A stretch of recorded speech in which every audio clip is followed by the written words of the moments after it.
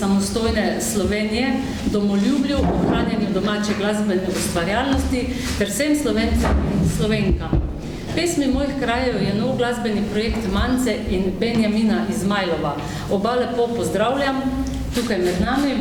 Prav tako lepo pozdravljam predsednika komornega zbora AVE, gospoda Gregorja Habjaniča. Dobrodošli pri nas. Lep pozdrav.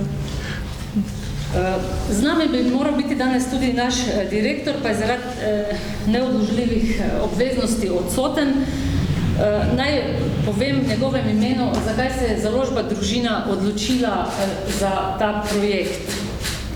Kot je zapisal in pravi naš direktor, založba Družina se vse od ustanovitve zavzema za utrjevanje narodne zavesti, za spoštovanje slovenskega jezika in naših duhovnih korenin ter za zdrav ponos na našo kulturno dediščino.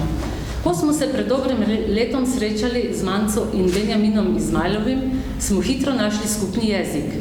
Smisel za lepo in kvalitetno, presežno, pristno in trajno, ki ne nagovarja samo kulturne elite, temveč je namenjeno širšemu ljudstvu. Ljubezen do naše kulturne dediščine ter iskanje novih izraznih oblik, ki bi nagovorile sodobnega človeka, tudi mlade, so skupni imenovalci, ki so nas povezali.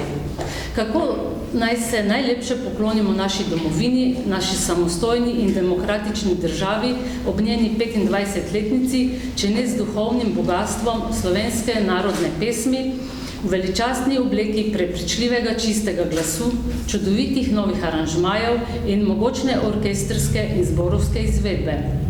Z njo se hvaležno spominjamo vseh prednikov, ki so jo v zvestobi do domovine ohranjali skozi stoletja, obujamo domoljubje sedanjih generacij ter ga sveže predajamo prihodnjim rodovom.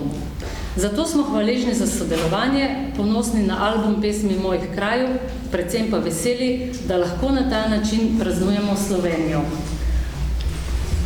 Lepo.